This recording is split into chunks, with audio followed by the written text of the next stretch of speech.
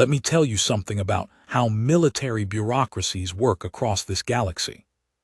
When a soldier gets flagged, when someone in the chain of command decides a person is too something, too slow, too quiet, too small, too whatever, they don't always write it down directly. They're careful about that. Lawyers exist on 1,700 planets, and paperwork has a way of coming back to haunt people. So what they do instead is they write things like, performing within acceptable parameters for her classification. They write, no formal violations noted. They write, reviewed and cleared for continued non-combat support roles. What they don't write is what they say in the mess hall. What they don't write is the nickname. What they don't write is that they'd already decided, long before the ambush at Sector Reg, long before the crater, long before that blade showed up covered in someone else's blood, that Corporal Marin Solis of the 14th Terran Heavy Infantry was fragile. They called her that to her face eventually, not all of them, but enough. Fragile, like a piece of thin glass they had to carry carefully, or it would shatter and cut them all. That's the thing about assumptions. They feel so certain when you're making them. They feel like truth, like something you observed, something you measured, something you know. And then a mountain range lights on fire, and a woman you wrote off walks out of it holding the enemy commander's blade, and every single thing you thought you knew turns to ash in your mouth. This is that story. This is what happened in the Reg Lowlands on the 23rd day of the Calthary siege. This is the truth behind the file number, behind the redacted paragraphs, behind the medal that Marin Solis accepted in a room full of people who still couldn't quite look her in the eye. I'm filing this because the official record is incomplete. I'm filing this because incomplete records get soldiers killed. And I'm filing this because she deserves, at absolute minimum, to have her name said correctly. Her name is Marin Solis, not Fragile, not Corporal Ghost, not the quiet one. Marin Solis. Remember it. Part 1. The Weight of a Label. Filed by Corporal Yelena Brass, 14th Terran Heavy Infantry. Date, 16 days before the Reg incident. I want to start somewhere that isn't the crater. I want to start before all the chaos and the fire and the thing none of us can fully explain, because if I start there, if I just jump to the moment, you won't understand what made it so impossible. You won't understand why we all just stood there, completely useless, watching her walk toward us like something out of a dream we didn't deserve to have. So let me go back. Let me take you to Bravo Company's forward camp, Outpost Yell 7, 14 days before the ambush. Let me take you to where the nickname started, because it didn't start mean, which is somehow worse. It started almost affectionate. Marin Solis joined our unit as a replacement after we lost Corporal Tev Harkin to a sniper round outside the Calthary border staging zone. Harkin had been our tech specialist, our person for navigating the FTL comm relays, for keeping the encrypted channels alive when the Calthary signal jammers started eating through our bandwidth. He was loud and obnoxious, and he never shut up about his home province back on Terra Secundus, and we all hated how much we missed him after he was gone. Then Marin showed up. She was 5'4" maybe, on a generous day with thick boots. She had this dark hair she kept in a tight regulation braid and these very still, very dark eyes that made some of the newer soldiers uncomfortable because she had a way of looking at you like she was doing math in her head and you were the variable she hadn't solved yet. She didn't talk much. She didn't seem nervous, which we found unsettling. Most replacements were nervous, and nerves you could read. Quiet you couldn't. Her first week she fixed the FTL relay array twice. Both times it had failed completely, the kind of failure our previous specialist would have spent a full day troubleshooting. She fixed it in under 3 hours each time.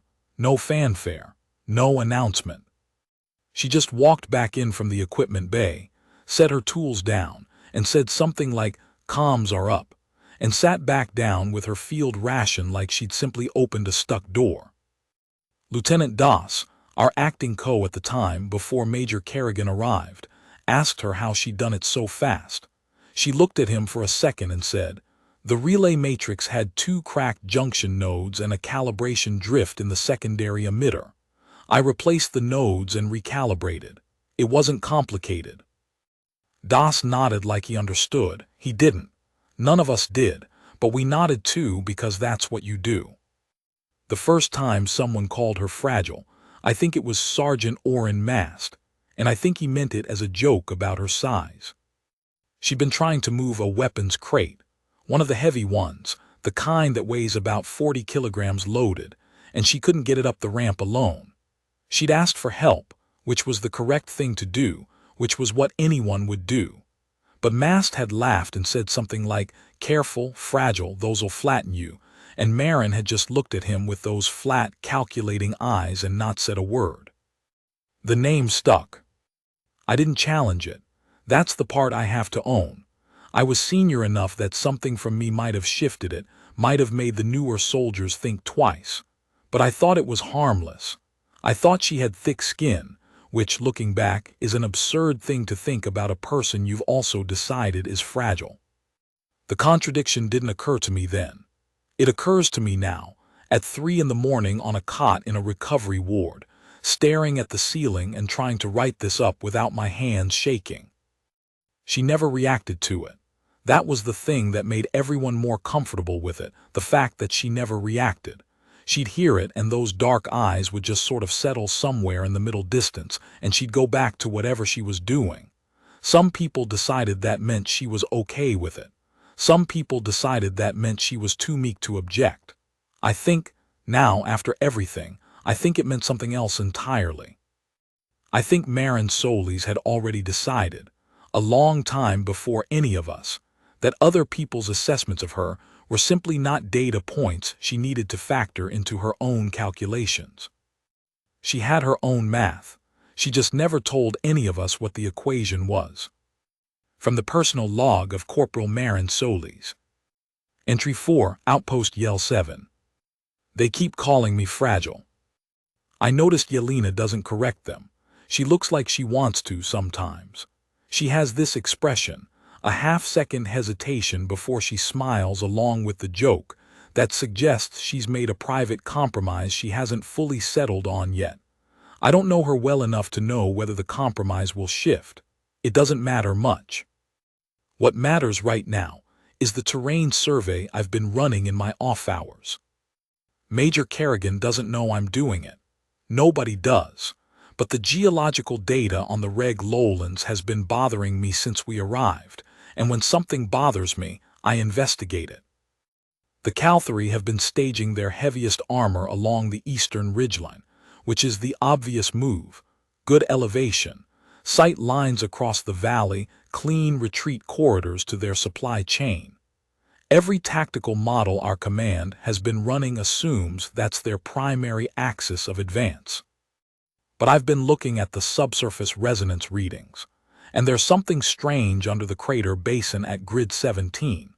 Something the standard survey missed because it was looking for cavalry energy signatures, and this reads like old geology, like something the land itself made, not the enemy.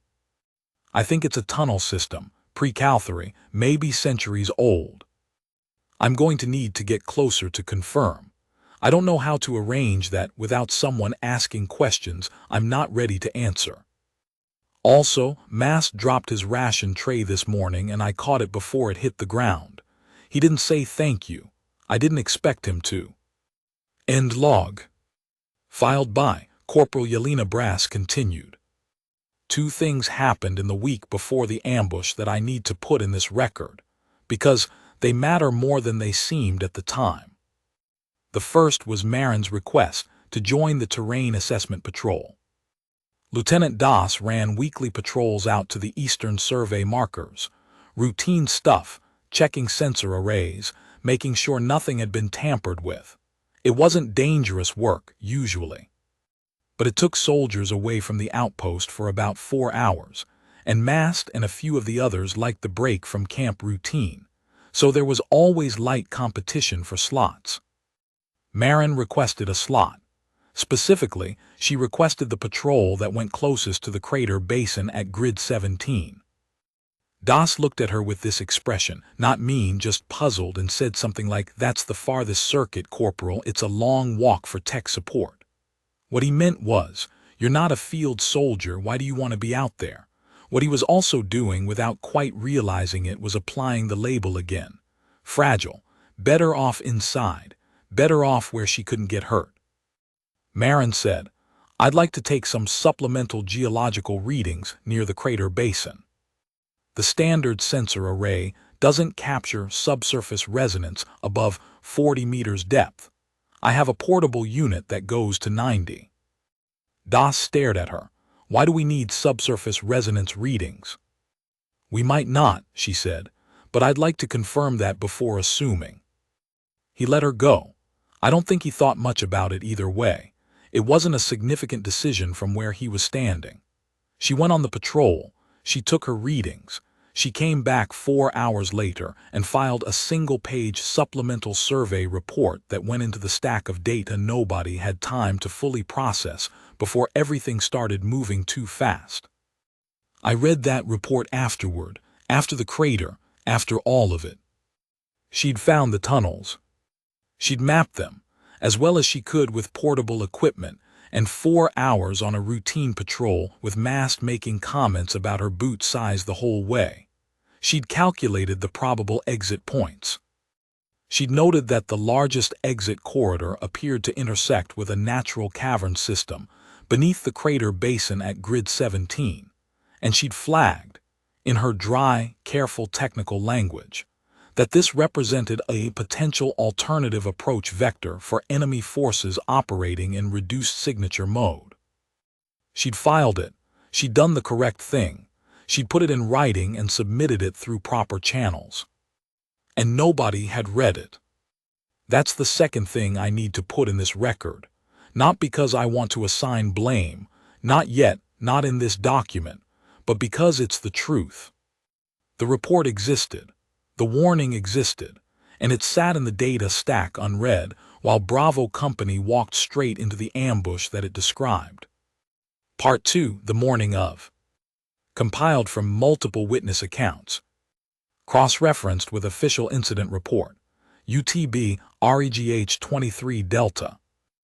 The morning of the 23rd was cold in a way that the Reg Lowlands specialized in. Not brutally cold. Not the kind of cold that kills you directly, but the kind that gets into your joints and your back and makes everything feel slightly wrong. The sky was the color of old metal. The kind of sky that doesn't commit to anything. Major Kerrigan had arrived at Outpost Yell 7 6 days prior, which had reorganized the company's operational tempo. Kerrigan is a particular kind of commanding officer. The kind who runs a tight ship by knowing exactly what every person in that ship is supposed to be doing and tolerating very little deviation from that expectation. He was experienced. He had a good record. He had the kind of presence that makes junior soldiers stand straighter without quite knowing why. He had also, by the end of his first week with Bravo Company, picked up the habit of calling Marin Solis the tech rather than by her name or rank. Not deliberately unkind, just categorizing. The tech will handle the relay adjustments. Check with the tech on the sensor calibration.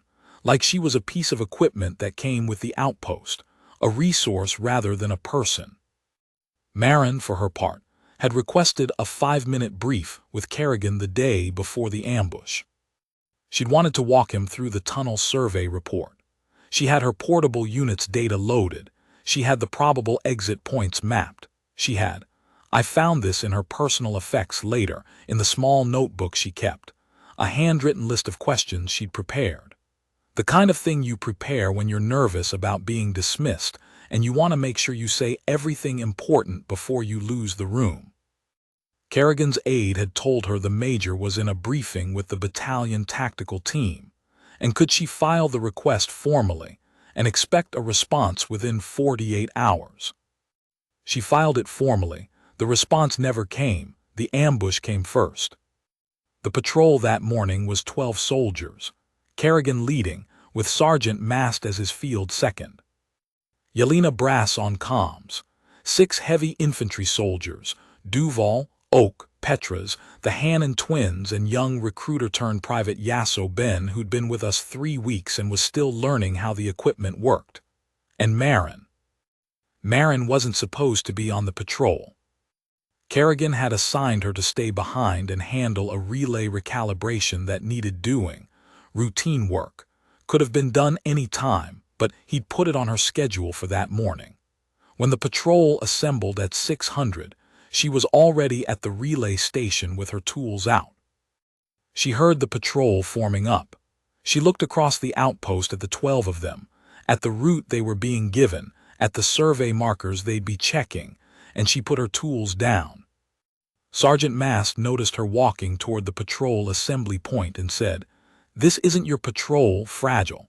Back to your relay." Marin said, "Major Kerrigan, I'd like to accompany the patrol. The route you're taking passes Grid 17. I have supplemental survey data that may be relevant to your field assessment." Kerrigan looked at her the way he looked at most things, measured, considering, efficient.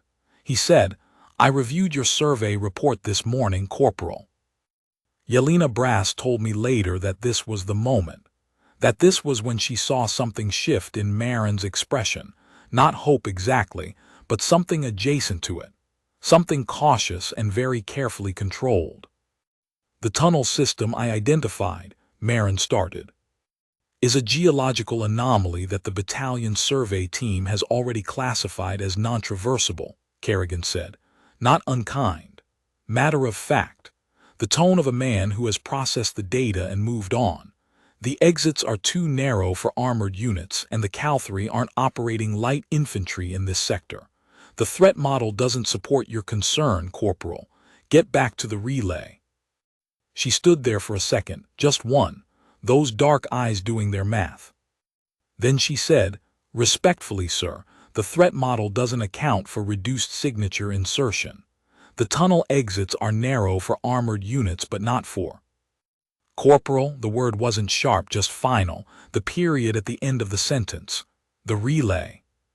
She went back to the relay. The patrol left. Yelena Brass, on comms, walking with the column, said she looked back once and saw Marin standing at the relay station, watching them go. Not calling after them, not moving, just watching with that particular stillness of someone who has said the thing they could say and now has to live with the fact that it wasn't enough. From the personal log of Corporal Marin Solis. Entry 9, morning of day 23. "They left without me." He read the report. That matters, he read it. But he didn't believe it, which means reading it wasn't enough.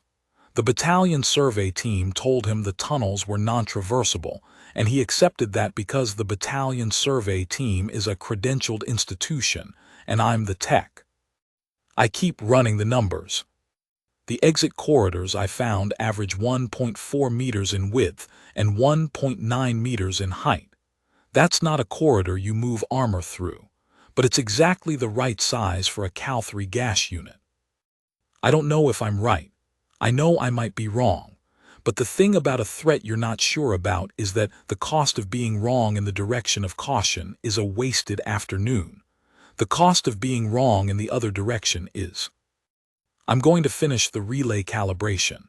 Then I'm going to take my portable unit and follow the patrol at distance. I'll tell them I was completing the calibration and realized I needed to do a ground check at the eastern markers. That's plausible. Kerrigan will be annoyed. Mast will make a joke about me chasing the column because I can't handle being alone. I'm going to follow them anyway. I've been called fragile for 6 weeks. Fragile breaks when you apply pressure. That's the assumption. I'd like to test that assumption. End log. Part 3, Grid 17. Filed by Corporal Yelena Brass. I want to be precise about the timeline because precision matters here. The patrol reached the first survey marker at approximately 7:32. Everything normal. The marker's sensors were intact. The data log downloaded clean. Mast cracked a joke about Cavalry being too cold to operate efficiently in this terrain, and Kerrigan said something professionally noncommittal, and we moved on. The second marker was at 8:11, also clean. Young Yasso Ben managed to trip over a ridge-line sensor cable, and the Hannon twins helped him up, and there was about 30 seconds of friendly noise about it before the column got moving again. Normal. Completely normal. The crater basin at grid 17 came into sight at approximately 8:47. From a distance, it's actually beautiful, which feels obscene to write now, but it's true. The crater is old, geological rather than military. A perfect oval depression maybe 300 meters across and 40 meters deep at its lowest point. The walls are this striated gray-orange rock, layered like sediment, and there's a mist that collects in the basin floor most mornings that the cold air keeps low and slow-moving. It has the quality of something that has been there for a very long time and intends to be there for much longer. The survey marker was at the crater's eastern lip. Standard positioning. Kerrigan led us up the approach path, which followed the ridge to the marker, and we spread out in the way we'd done at the previous 2 stops. Loose perimeter. No particular alertness because there'd been nothing to be alert about. The morning had been quiet and cold and completely without incident. Private Yasso Ben was the first to hear it. He told me afterward, in the recovery ward, his arm in a regenerative brace, that particular look on his face that very young soldiers get when they've experienced something they can't fully categorize yet. He told me he heard it about 4 seconds before everything started. A sound like cracking, like something being stressed past its tolerance, like the earth itself inhaling. He said, I thought it was the geology. I actually thought, oh, interesting, the survey report mentioned geological activity. And then I thought, wait, what survey report? And then the ground opened up. The Cal-3 gas unit came through 4 separate tunnel exit points simultaneously. They were exactly 1.4 meters wide. The exits, exactly as Marin's survey had calculated. I need you to understand what a gas unit is if you don't already, because the name sounds almost soft and the reality is not. The Cal-3 Confederation fields gas units for one specific purpose: rapid close-quarters infiltration of entrenched or patrolling enemy positions. They're not armored. They don't carry heavy weapons. They are extraordinarily fast, coordinated beyond anything organic should reasonably be, and they have these limbs, 4 per soldier, 2 primary and 2 secondary, that allow them to cover terrain at angles that bipedal species simply cannot match. They move through confined spaces the way water moves through rock. The tunnels had been built for them, probably months ago. The Cal-3 had been patient.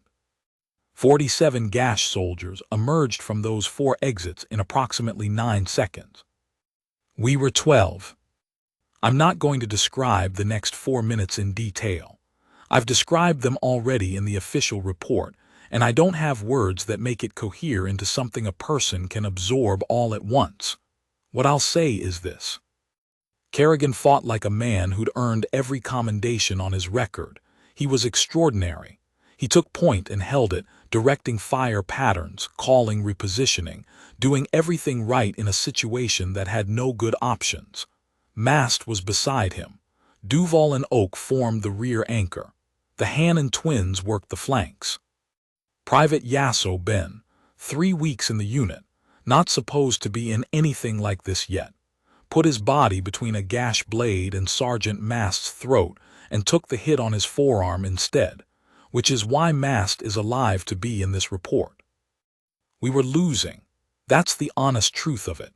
We had superior firepower, but they had superior numbers and superior terrain knowledge, and they had the element of surprise and the initiative, and we were running out of room on that crater rim with nowhere to go except down. Kerrigan went down at the 4-minute mark. Not dead, I need to be clear about that. But a gash commander, the unit lead, identifiable by the secondary crest marking on his armor, had gotten past our fire line and taken Kerrigan down with a close-quarters strike that put him on the ground hard. The gash commander had his blade, this long, curved thing that the Cal-3 officer class carries, engraved along the edge, something ceremonial about it, at Kerrigan's throat. The gas unit stilled. All 40-some of them just stopped, because that's how gas command structure works. The unit leads signals and they pause. They're waiting for whatever comes next. Capture or execution, probably, some kind of statement. They do this with prisoners sometimes, make a demonstration. We were still, they were still, Kerrigan on the ground with a blade at his throat. The cold mist in the crater basin below. And then something came up out of that crater. Filed by Private Yasso Ben, 14th Terran Heavy Infantry. Addendum to Official Incident Report. I've been asked to write this separately because the medical staff says it's good for processing. I don't know about that.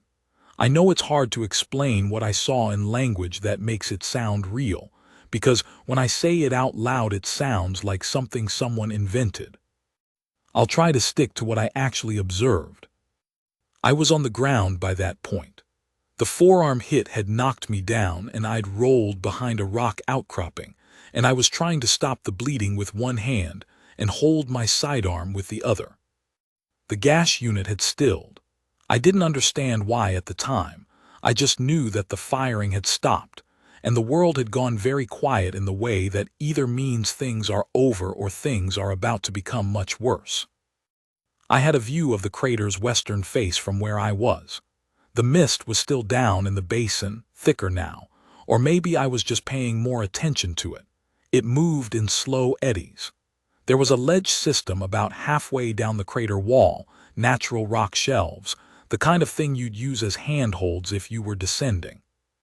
I saw movement on the western face, someone descending the crater wall. My first thought was more of them, because my brain was still in the frame of there are enemies everywhere, and this is a disaster. But then the figure came out of the shadow and the mist, and I saw the uniform, Terran Infantry Standard Issue, same gray-green as ours, and the figure had a Terran portable survey unit strapped to their back, and the portable unit had a data cable that was disconnected and trailing because they were moving fast, moving much faster than the ledge system should have allowed. I know it was Marin because of the regulation braid.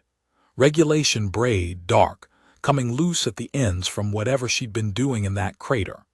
That was Corporal Marin Solis descending the western face of the crater at Outpost Grid 17, and she was moving like someone who had already decided what happened next and was simply executing the plan. She reached the basin floor. The mist was to her waist. She walked through it. She was heading for the tunnel exit points. Filed by Corporal Yelena Brass continued. I saw her from the rim. I saw her appear from the western face, and my brain did the same thing Ben's did, a half-second of wrong assumption.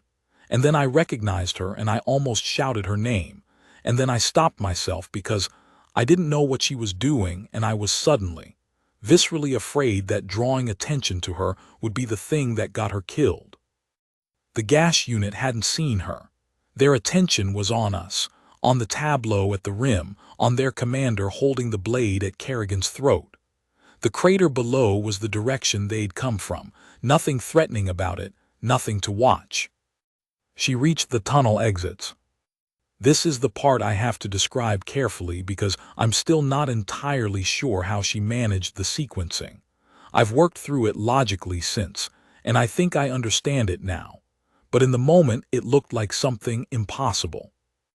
She'd been in that crater before we got there. She must have followed the patrol at distance, seen the ambush opening up, made a split-second decision not to charge in, which would have accomplished nothing except getting herself killed, and instead descended the western face, away from the gas unit's attention, into the basin. She had her portable survey unit. She had her tools. And she had whatever she'd read in the tunnel system during the previous patrol's survey pass. She knew the geometry of those exits. She knew the dimensions. She knew where they went. She'd gone into the tunnels while the ambush was happening above her. While 47 gas soldiers were coming out, she'd gone in. I keep thinking about the darkness of that. I keep thinking about what it takes to run toward a tunnel that you know has an enemy unit emptying through it, because you've calculated that there's a timing window in the flow. that the unit deployment has a finite duration, that the back end of the column will have cleared the junction points by a certain time, that there will be a moment when the tunnels are empty and your window is brief and you have to move before it closes. She'd calculated that. In the time it took her to descend the western face, she'd calculated that. I know this because of what happened next. She came back out of the tunnel exits carrying 3 things. The first was her portable survey unit, which she'd apparently used to overload the Cal-3 signal repeaters inside the tunnel system. We didn't know the Cal-3 had signal repeaters in there until afterward. They used them to coordinate the gas unit's deployment timing, keep the 4 exits synchronized. She'd fried them, all of them. Which meant the gas unit's reinforcement signal, the call they sent when the ambush was taking longer than planned, when they needed backup to come through the tunnels, had gone nowhere. The backup had staged and waited, and never received the deployment order. The second thing she was carrying was a Cal-3 field charge unit, a live one. Cal-3 field charges are roughly equivalent to what Terran military doctrine calls a shaped demolition unit. They're designed to collapse specific tunnel sections. The gas unit had several staged inside the exit points, presumably for collapsing their insertion route after extraction. She'd taken one. The third thing she was carrying was not from the tunnels. The gas commander was identifiable, I mentioned this, by the secondary crest marking on his armor. What I didn't mention because it didn't seem relevant until now is that gas commanders always designate a second, a unit sub-leader, who functions as the command node during prisoner processing. The sub-leader positions at the rear of the still formation, running tactical logistics, because the commander is occupied with the prisoner. The sub-leader had been at the tunnel exits, standard positioning, maintain proximity to the extraction route, guard the door, so to speak. Marin had come up behind the sub-leader from inside the tunnel system. She'd come out of the exit point at the sub-leader's back. I can only reconstruct what happened from the evidence and from Marin's own account, which is typically, characteristically brief. But the sub-leader was on the ground when she cleared the tunnel exit, and she had the sub-leader's personal weapon, which in gas unit hierarchy is a secondary blade, shorter than the commander's ceremonial weapon, functional rather than decorative, and important because sub-leaders in gas hierarchy carry a specific authorization chip in their blade handles that allows them to countermand the unit still signal. She had the blade that could tell the gas unit to stand down. She'd gone into the tunnels alone into the dark while the ambush was happening, and she'd come out with the tools to end it. Part 4, The Walk. Compiled from multiple witness accounts and Marin Solis' personal log. This is the part people remember. This is the part that gets turned into things, into stories, into accounts like this one, into the kind of testimony that people pass around when they're trying to explain something they can't quite articulate. I'll try to articulate it. She came out of the tunnel exit at the crater's floor, not the rim, the floor, coming up through the exit, opening the way they'd come through it coming down, and she walked across the crater basin. The mist was to her waist. It moved with her, the way mist does when something passes through it, trailing in slow curves around her legs. The light was still that flat cold gray. Her regulation braid was fully loose by then, hair falling around her face, and she didn't push it back. She was carrying the field charge in one hand, and the sub-leader's blade in the other. She walked across the crater basin and up the trail path to the rim. The trail path on the eastern side, directly toward the gash formation, toward Kerrigan on the ground with the commander's blade at his throat, toward all 47 of them standing still and waiting. I was watching from the rim, and I want to tell you that I have no explanation for what I felt watching her walk toward us. Something in my chest, something not quite like anything I'd felt before. It wasn't quite pride because I didn't have the right to feel pride in something I'd had no part in. It wasn't relief because we weren't out of it yet. It was something closer to recognition, maybe. The feeling of seeing something clearly for the first time that had been there all along, right in front of you, and you'd been looking somewhere else. She reached the rim. She walked through the gash formation. I want to be precise about this. She walked through them. Not around them, through them, between their bodies, in the gaps of their still formation, covering the 20 meters of crater rim between the trail path and the position where the commander was standing over Kerrigan. The gash soldiers were still in their pause position. The unit still signal hadn't been broken, and she moved between them like she was navigating a crowded room. Later, when I asked her about that walk, she said something very simple and very Marin. She said, they were in a stable pause state. The commander's attention was on Kerrigan. Disrupting the sub-leader's position wouldn't register as a threat signal until the commander broke the pause voluntarily. The window existed. I used it. I said, you weren't scared. She looked at me, those dark, calculating eyes.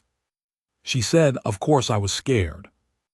And then she looked away, and I understood that the fear and the walk were two different things. The fear had been real and present and enormous. The walk had happened anyway. She stopped 2 meters from the gash commander. He saw her. Of course he saw her. She'd walked up to him in the open. She'd made no attempt at concealment because there was no point in concealment from someone 2 meters away. He saw her, and she watched his sensory array. The crest, the secondary plates, the biological indicators that Cal-3 commanders use to read threat level. She watched it process her. Small, human, alone. The item she was carrying in her left hand was a field charge, his unit's field charge, which meant she'd been in the tunnels, which was alarming. But the item in her right hand was the sub-leader's blade, and that was different. That wasn't alarming. That was a message. She held up the blade, just held it up, in full view of the commander and all 47 of his unit. The sub-leader's blade in gash unit protocol, in the position she was holding it, raised, edge outward, handle toward the enemy, is a surrender indicator. It's not a Terran gesture.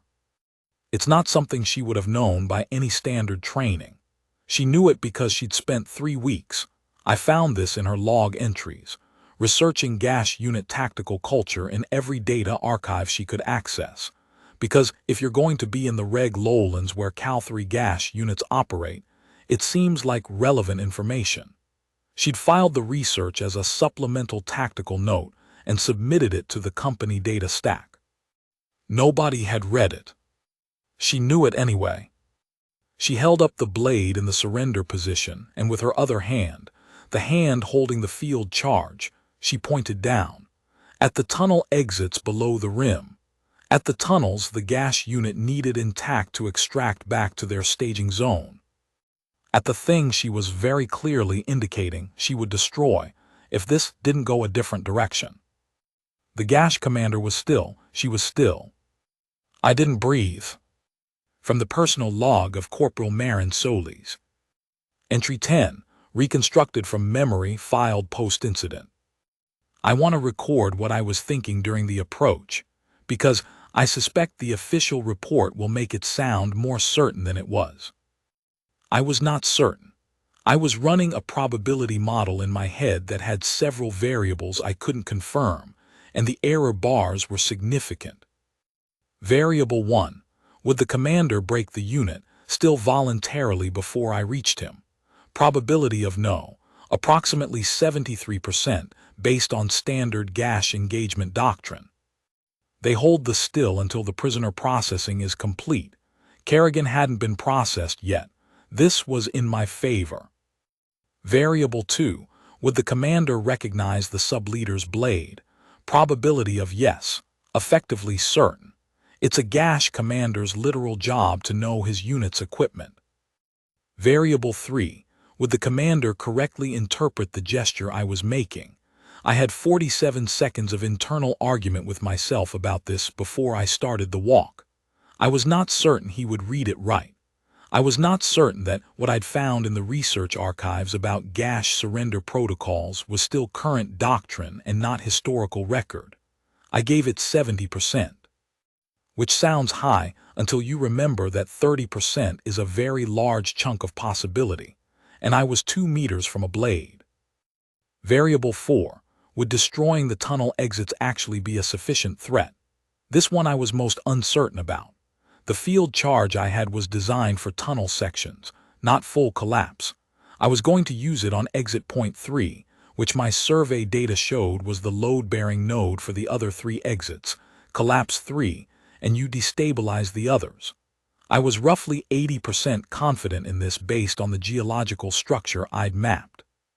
So, 73, 100, 70, 80. Run those together and you get a probability of this working that is meaningfully less than 100%. I walked anyway. I want to put that in the record clearly. I did not walk because I was sure. I walked because the alternative was watching Kerrigan die and Yelena die and Ben die and Mast die, Mast, who has been calling me fragile for 6 weeks, and I could not make that acceptable. The math said walk, so I walked. The Gash commander looked at me for a long time. Then he removed the blade from Kerrigan's throat. That's all I'm going to write about this part. The rest is in the official record. End log. Part 5 afterward. Filed by Major Aaron Kerrigan, 14th Terran Heavy Infantry. Submitted voluntarily to Bureau Archivist Dena Solis. I've been asked to contribute to this record. I'm doing so because the request came with the archivist's note that the purpose is accuracy, and accuracy is the least I owe Corporal Solis. Let me say this plainly. I read her survey report. I read it. I assessed it using the framework I had available: battalion survey team classification, threat model assumptions, prior Cal-3 tactical patterns in the sector, and I dismissed it. I told her directly that the threat model didn't support her concern. I was wrong, she was right. That's a simple set of sentences that doesn't fully carry what it means to be on the ground with a Cal-3 blade at your throat, looking up at someone you sent away, because you decided her concern was based on insufficient expertise, and watching her walk through 47 enemy combatants to hand you back your life. There's an accounting in that moment that words don't fully cover. I'm not going to try to make the words cover it. What I will say is this: the nickname Fragile, I used it twice. I didn't start it and I didn't particularly propagate it, but I used it twice in informal contexts during my first week with the company, and those 2 times were 2 times I told Corporal Solis, without intending to but unmistakably clearly, that I had already sorted her into a category and was not planning to reconsider. She presented me with evidence that required reconsideration. I had the report in my hands. I read it, and I put it down and told her she was probably wrong because the established institutional assessment said so, and she was the tech and I was the major, and this is the shape of how assumptions calcify into decisions that cost lives. I want this in the record not as self-flagellation. I don't think that serves anyone, but as instruction. This is how it happens. Not with malice, with confidence, with the comfortable certainty of a person who has processed enough information correctly that they stop fully examining whether they're doing it correctly anymore. That's the danger. That's what this should be a warning about. Corporal Solis saved 11 lives in the Reg Lowlands. She saved my life. She did it by being precisely who she was: methodical, observant, prepared, undeterred by the label she'd been handed, in the moment when being precisely who she was happened to be exactly what was needed. I recommended her for the Terran Command Medal. The recommendation was approved. I also recommended, in writing, that the practice of using informal nicknames in place of rank and name designations be addressed formally across the battalion. That recommendation is pending review. I'll continue to push it. It's the least I owe her. It's not enough, but it's the least. Filed by Sergeant Orrin Mast, 14th Terran Heavy Infantry. I'm not good at writing things like this. The archivist said to write what I actually experienced and feel, so I'll try to do that even though it's uncomfortable. I started the nickname. I think that's documented enough elsewhere that I can't avoid saying it here.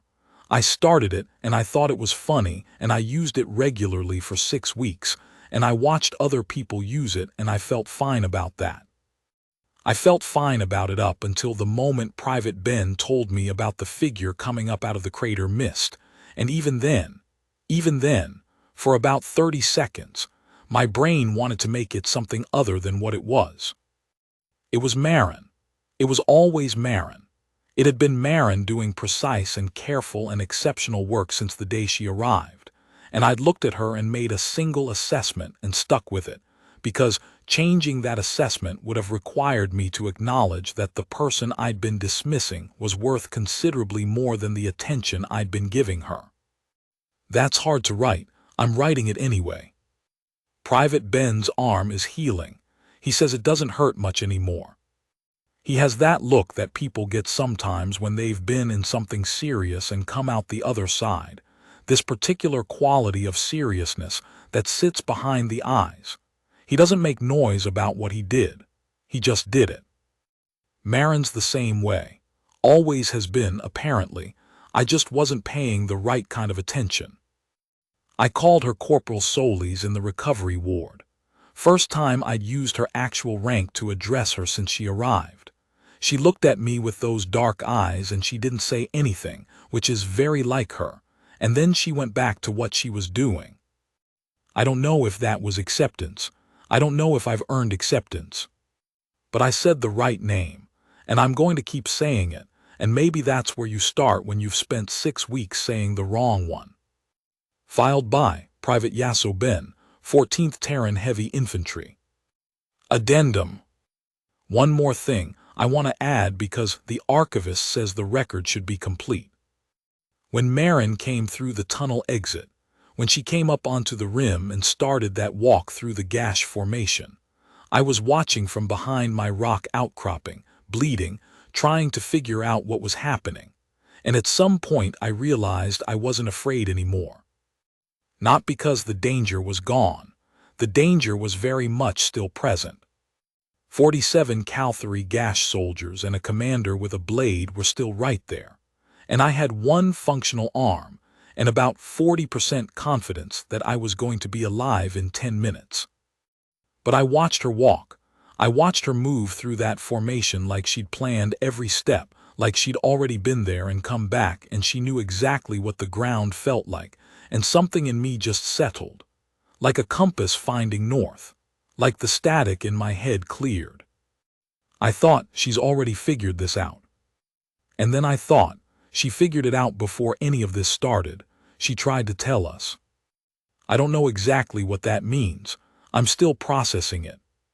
But I think it means that the most important thing in that moment, the thing that turned a disaster into something survivable, wasn't the weapon or the charge or the surrender gesture or any of the specific tactical elements. It was the fact that Marin Solis had been paying attention the whole time. She'd been watching and measuring and thinking and preparing while everyone around her spent their energy on a nickname. She was never fragile. We were the ones who couldn't handle the idea that we might be wrong about her. We were the ones who needed the comfortable certainty of the category we'd put her in. We were the ones who shattered. She walked out of the crater, carrying their commander's blade. And all we could do was watch. Part 6, The Medal Ceremony. Filed by Bureau Archivist Dennis Solis. Personal Addendum, appended to compiled record. I need to be transparent. My name is Dennis Solis. Marin is my sister. I'm the archivist compiling this record, and the reason I volunteered for this assignment when it crossed my desk is because nobody else was going to make sure it was done correctly. I'm noting this disclosure at the top of this section. If someone in the review chain decides it's a conflict of interest and pulls this section, I understand, but I'd like it to stay because I think it matters. I was at the medal ceremony. It was held at the Battalion Forward Command Center, not a large space, not an elaborate event, but appropriate. Major Kerrigan presented. He gave a speech. He got most of it right. He talked about exceptional service and tactical insight and the qualities that define Terran excellence under pressure. The right words, the correct words. Marin stood at attention through all of it with exactly the expression she always has. Those dark eyes, that particular stillness, the slightly too careful posture of someone who learned early that other people would be watching and calibrating and assessing. When Kerrigan pinned the medal and stepped back, the room applauded. Everyone applauded. Some of them, I could see from where I was standing, some of them still couldn't quite look at her directly while they clapped. The way you look slightly to the side when you're applauding something that makes you aware of your own failures. The way you go through the correct motions, because the motions are required, and they are correct, and you can manage the motions even if the full reckoning isn't there yet. Marin accepted the medal. She said thank you in that quiet voice of hers.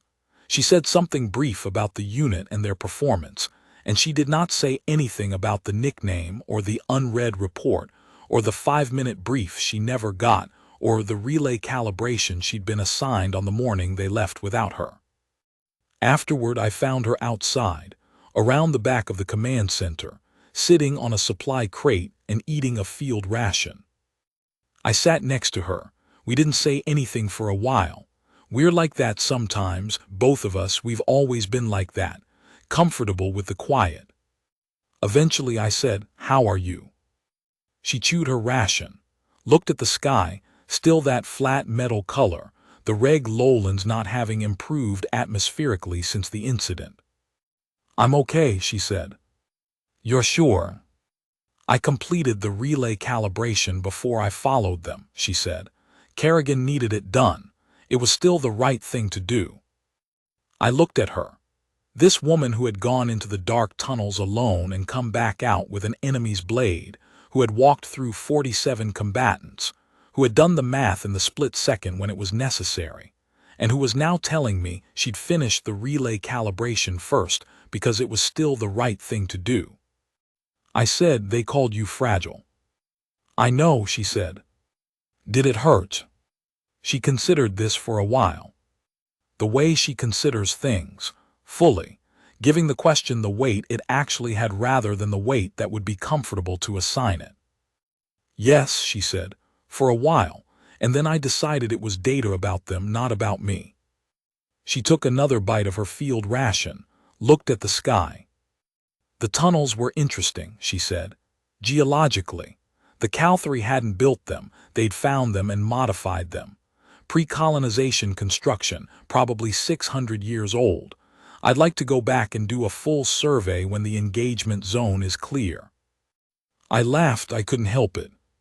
She looked at me, slightly surprised, and then something at the corner of her mouth did the thing it does sometimes. Not quite a smile, not the performed version, but the small real one that she only shows when she's not thinking about being watched. "What?" she said. "Nothing," I said. "You're remarkable." She was quiet for a moment. "I'm a geologist with tactical training and access to better data than my she said. "It's not remarkable, it's competence." "Then they should have seen your competence," I said. She looked at me, those dark eyes, the calculation running. "Yes," she said, "they should have."